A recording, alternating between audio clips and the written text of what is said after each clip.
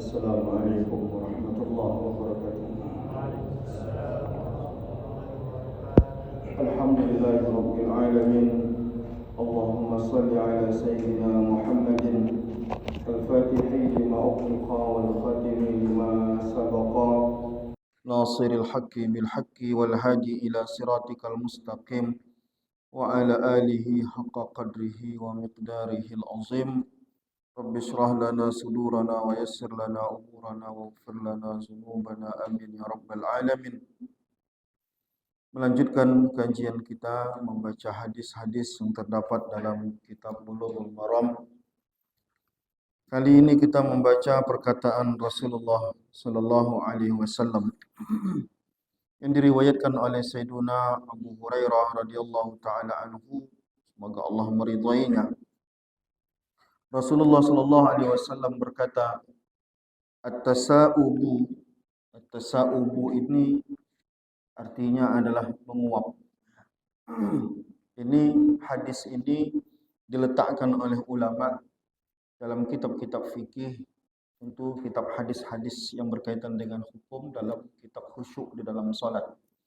Seakan-akan menguap ini bermasalah dalam kekhusyukan dalam salat. Kata Rasulullah, at-tasa'ubu, menguap, minasyaitan, bagian daripada perbuatan syaitan. Bukan berarti orangnya setan, tapi perbuatan ini ada keburukan di situ sehingga dinisbatkanlah dia kepada setan. Nasyi'un minhu ala adatin tusabbibuhu fisu. Jadi ada pengaruh buruk di situ sehingga dia dinisbatkan kepada setan. Maka kata Rasulullah, fa iza tasa'aba ahadukum fis salati. Maka kata Rasulullah, apabila kalian menguap di dalam solat, maka falyaruddah, maka tahanlah sekuat tenaga. Uap itu tak kita lepaskan, gitu ya, kita lepaskan, tapi kita tahan sekuat tenaga kita. Nanti dalam hadis lain Rasulullah sallallahu alaihi wasallam menyarankan kita untuk falyumsik biyadihi ala fihi, tahan pakai mulut kalian, pakai tangan kalian, nguap supaya jangan kencang uapnya, maka tangan bukan dilepaskan, baik dalam sholat maupun di luar sholat.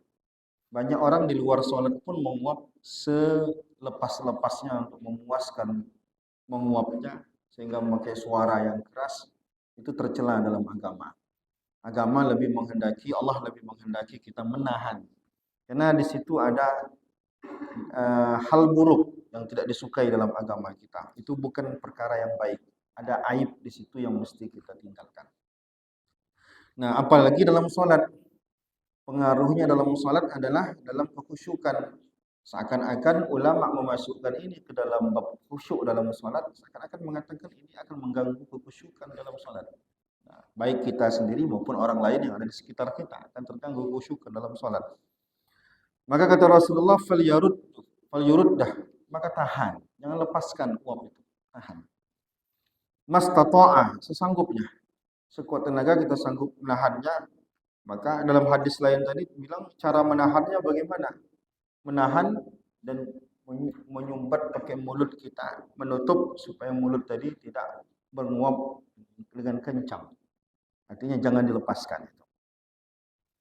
Maka kata Rasulullah apa? Fa inna ahadakum, maka sesungguhnya kalian iza tasa'aba, apabila dia menguap, dhahika minhu syaitan, maka setan tertawa karena kita melepaskan nguap ini.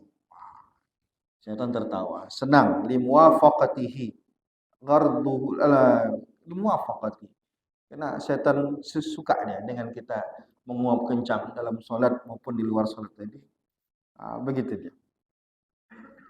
Jadi artinya di sini saya baca kitabnya yang disusun oleh Syekh Zakaria Al-Ansari tentang ini, maka diminta maka pengaruhnya nanti banyak. Pengaruhnya adalah upayakan kita tidak melakukan sesuatu yang membuat kita harus menguap. Maka Syekh Zakaria Al-Ansari mengatakan apa? Yusannu tarku kasratil akli allati hiya sababu tasa'ub. Maka kalau memang makan banyak membuat kita menguap-menguap, kurangi makan banyaknya. Berpengaruh ke situ jadi. Nah, karena makan banyak membuat kita akan mempengaruhi kita menguap. Yang ngantuk juga membuat kita menguap. Tapi makan banyak itu juga membuat kita mengantuknya harus menguap, begitu. Kurang lebih gitulah maknanya. Intinya fokusnya adalah di menguapnya. Kita lanjutkan hadis berikutnya. Kita baca 2 hadis saja dalam satu pertemuan. Wa an Anas radhiyallahu taala anhu, hadis berikutnya diriwayatkan oleh Anas bin Malik radhiyallahu taala anhu. Anas bin Malik radhiyallahu taala anhu adalah anak muda yang hidup bersama Rasulullah selama 10 tahun, diminta oleh ibunya mengabdikan diri ke Rasulullah sampai Rasulullah wafat. Anas bin Malik satu dari 7 sahabat yang paling banyak meriwayatkan hadis. Anas bin Malik menceritakan qala Nabi sallallahu alaihi wasallam, Nabi sallallahu alaihi wasallam bersabda, "Idza kana ahadukum fis salati", apabila kalian berada dalam salat, fa innahu yunaji rabbahu, maka sesungguhnya kalian sedang bermunajat dengan Allah. Bermunajat dengan Allah, sedang berdialog, sedang meminta, sedang berkomunikasi dengan Allah. Kata Syekh Zakaria Al-Ansari di sini, isyaratan ila ikhlasil qalbi wa hudurihi wa tafrighihi lima fi salatihi min zikrin wa ghairihi.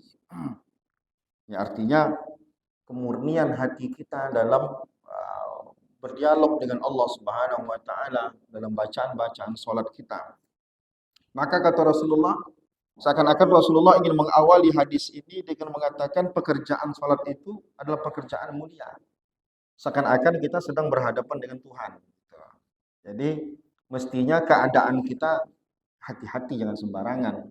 Kalau kita berhadapan dengan orang saja perlu sopan, maka depan Allah itu harus lebih sopan lagi, lebih baik lagi hal kita.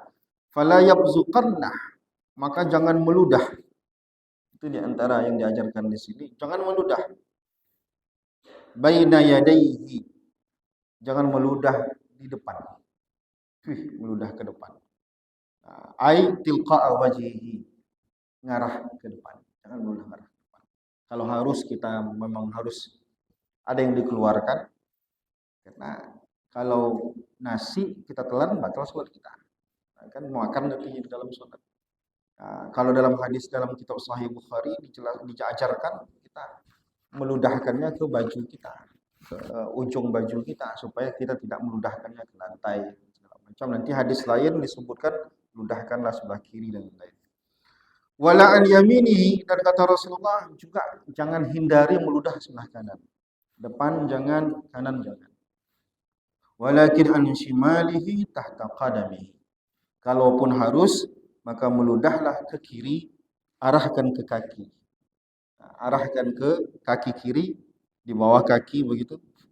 Supaya tidak ke depan, tidak ke samping kanan, dan ke kiri pun bukan sembarang kiri, tapi kirinya ke kaki. Kalau harus. Tapi kalau kita berjamaah tentu lebih afdal kita meludahkan ke baju kita sendiri. Agar tidak menimbulkan rasa bau dan orang sendiri terjaga khusyuk kita, maka menjaga khusyuk orang lain itu juga hukumnya wajib. Kita yang tidak menjaga kekhusyukan orang lain juga bisa tercela berdosa. Nah, itu dia. Jadi di sini meludah dan segala macam kadang tak bisa kita hindari. Bisa jadi ada yang harus kita keluarkan dari mulut kita, sampah-sampah yang mungkin kita tidak sikat gigi dan lain-lain.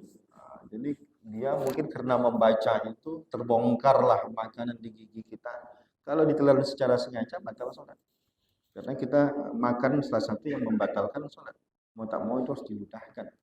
Nah, karena kalau kita tahan di mulut kita pun tak khusyuk juga, makin tak khusyuk sholat. Nah, kita harus keluarkan. Teknis mengeluarkan itu yang perlu kita jaga dengan baik. Wallahu a'lam bishawab. Assalamualaikum warahmatullahi wabarakatuh.